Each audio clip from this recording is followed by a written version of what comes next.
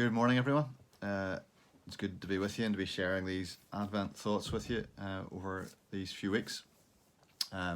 Just a reminder again, we'll be back meeting in person in church this Sunday.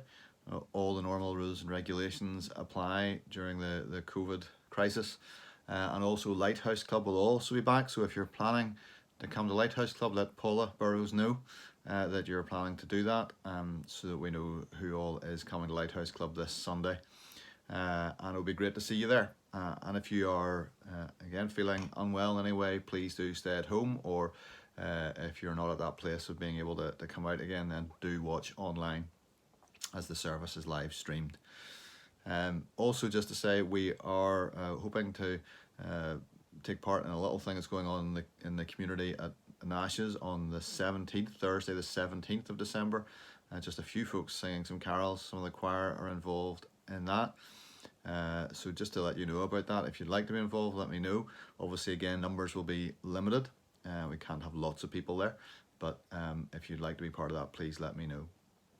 And then just a reminder as well about your photographs. We've got a few photographs in of people's Christmas lights, but really would like some more. So whether it's indoor or outdoor lights, if you can send me by WhatsApp a few photographs of your lights, then we'll put them together and share those with people over the next few weeks.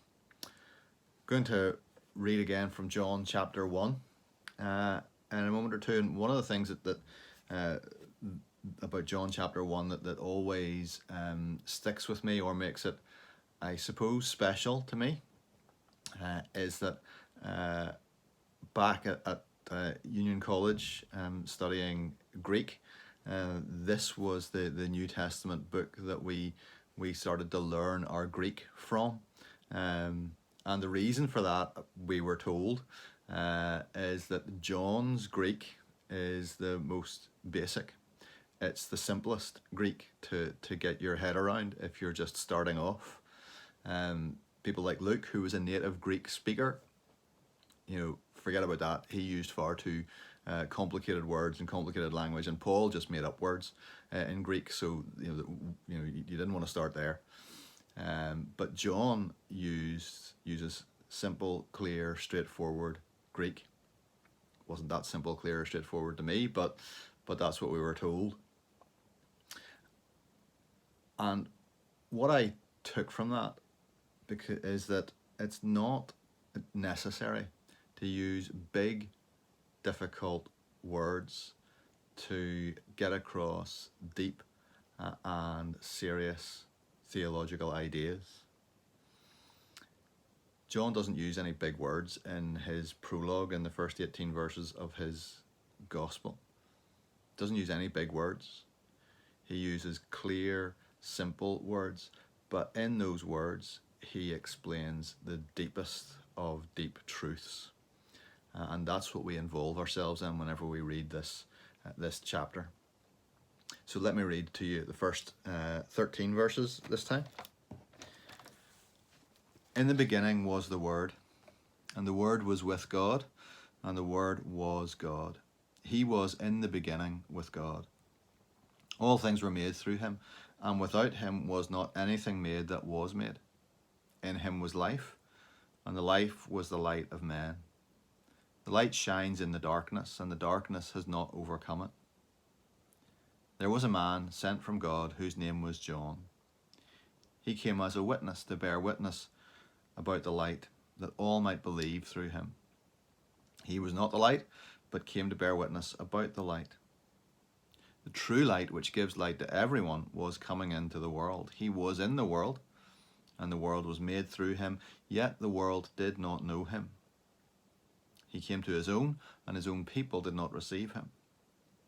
But to all who did receive him, who believed in his name, he gave the right to become children of God, who were born not of blood, nor of the will of the flesh, nor of the will of man, but of God. So we have this new section of the prologue. First of all, we had in the beginning the Word who was life and light. And then we had the introduction of John, who we know as John the Baptist.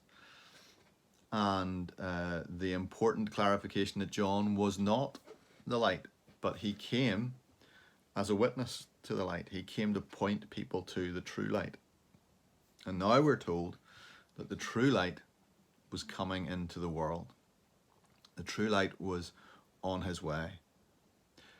But there's a catch, or there's a twist in this prologue. Because as the true light, the one in whom there is life, the one who made the world, as he comes into the world, what we're told is the world doesn't know him.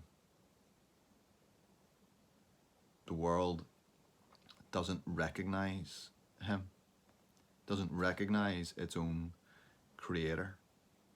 Now, when it talks about the world here, it's not talking about rocks and trees and birds and so on. It's talking about the world as a system. It's talking about how the world operates. And so the one who made the world steps into the world, but because of the way the world operates, it's unable to recognize him, because the world has divorced itself, if you like, from its creator, or attempted to. It doesn't recognize him when he comes. The world fails to get him. And let's be honest, the world still does. The world still fails to get him, still fails to understand the impact and the seriousness and the revolutionary nature of what happened in Bethlehem that night. The world still doesn't get it. Doesn't get the importance of what happened there that night, and that importance is going to be teased out tomorrow in the most revolutionary verse in John's prologue. But the world doesn't get it, and so the world doesn't get Christmas.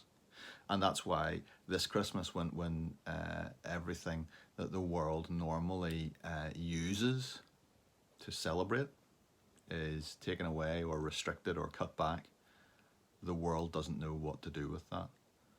Doesn't seem like Christmas without being able to go to the Christmas market, or being packed into shops, or being able to go to big parties. Doesn't feel like Christmas. But for us, whenever we recognize who he is, all that stuff getting taken away doesn't make any difference, or shouldn't make any difference to our Christmas. John tells us he came to his own, that is, that which rightly belonged to him, and his own people, the people that he called out of slavery in Egypt to be a people for his name, to be a kingdom of priests and so on, they didn't receive him. They rejected him. They turned away from him. But, and here's the second twist in this little section of the prologue, to those who received him, John says, to those who understood, who got it, who knew who he was, to those who believed in his name, the name that would save them, to them, John says, he gave the right to become children of God, no less than family of the Creator himself, brought into this relationship between the Father and the Son as part of this family. And all this by receiving him, by believing in his name. In receiving and believing, we become who God wants us to be. By faith, this happens. We are born into a new family, born of God, which means total transformation, free from the tyranny of sin and death, free to love God and one another as he intended, free from the fear of anything out there because nothing can take us away from him, free to draw near to God at any time and any place in any way, and free from ultimate harm because he holds our future in his hands. Total transformation of our lives because we receive him, because we believe in his name, and because through that we become children of God. What an amazing promise that is.